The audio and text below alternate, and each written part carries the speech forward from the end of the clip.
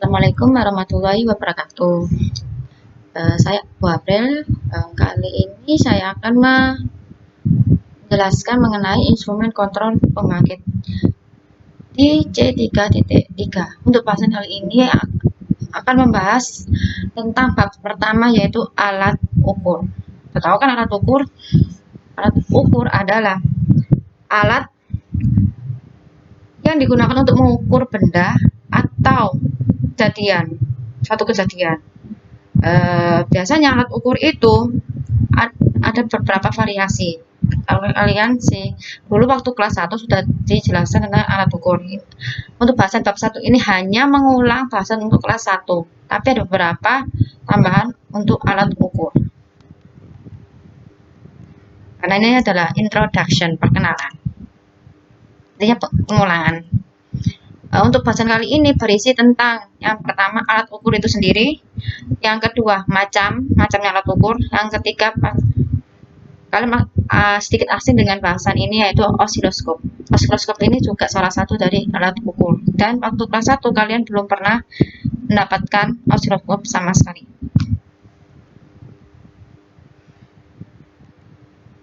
Yang pertama adalah alat ukur. Oh kan ini alat ukurnya.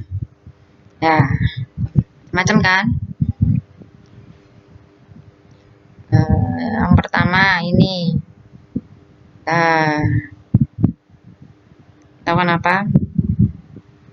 Untuk LED test pen, dia bentuknya apa? Kalau ini adalah DC 12 sampai 24 volt.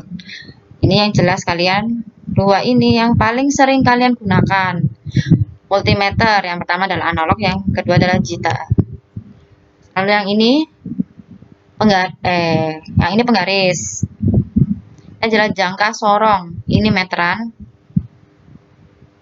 Mikrometer skrup, dan yang terakhir ini yang biasa digunakan untuk mengukur jarak pakai laser, yang biasanya untuk anak teknik bangunan. Selanjutnya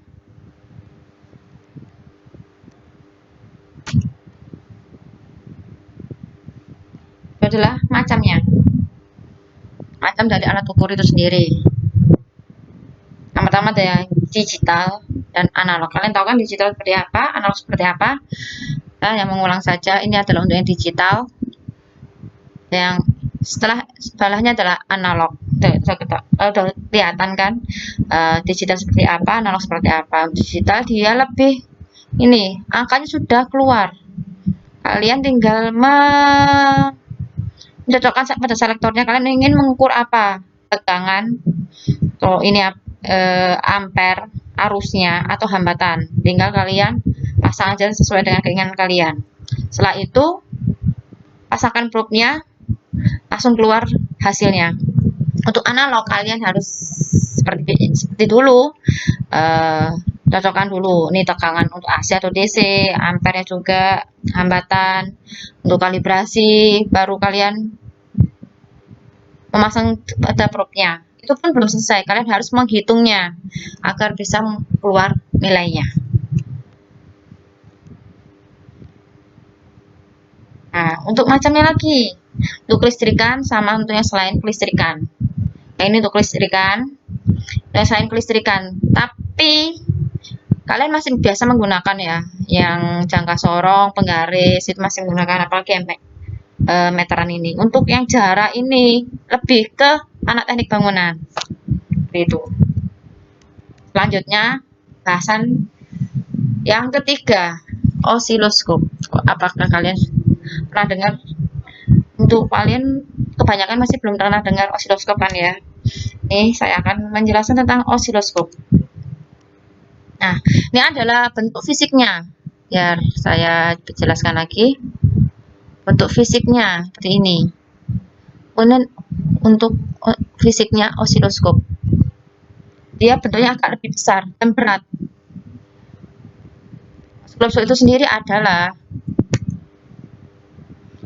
alat ukur elektronik yang dapat memetakan atau memproyeksikan sinyal listrik dan frekuensi menjadi gambar grafik.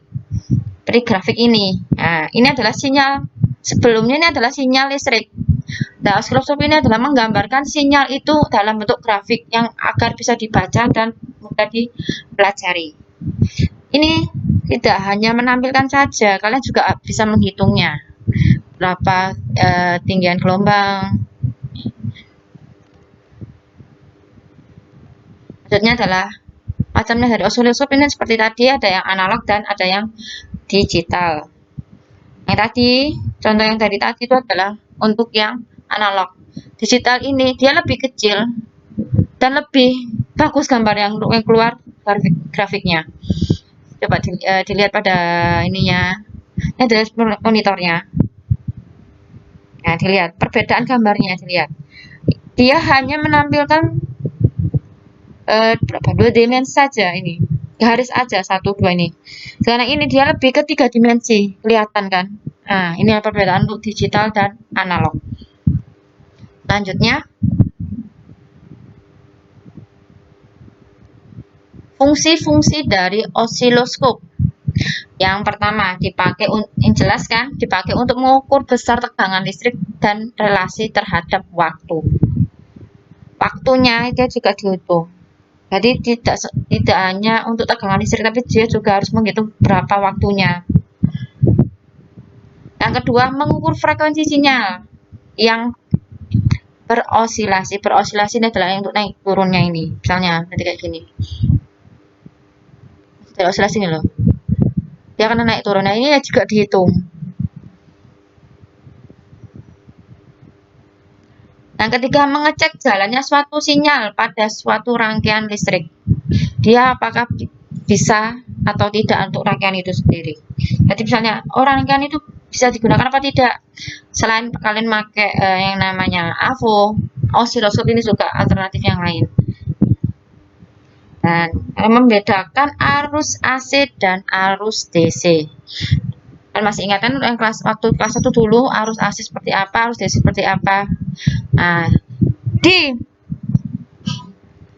osiloskop ini dia bisa membedakan sinyal AC seperti apa, sinyal DC seperti apa. Tentunya diatur dulu untuk rangkaian AC dia harus kayak gimana, rangkaian DC seperti apa. Nanti gambarnya pasti berbeda.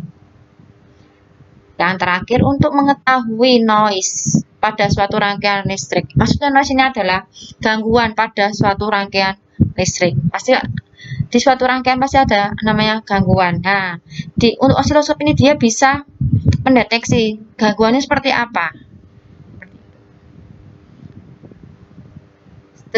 Demikian pembahasan untuk osiloskopnya itu masih perkenalan aja. Jadi untuk kedepannya ini ada next topiknya. Yang pertama untuk bagian-bagiannya, bagian dari osiloskop. Yang kedua kalibrasi, seperti alat ukur yang lain. Osiloskop juga perlu dikalibrasi. Bentar.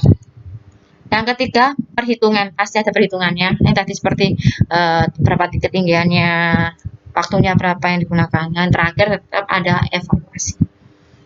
Terima kasih, sekian dari saya. Assalamualaikum warahmatullahi wabarakatuh.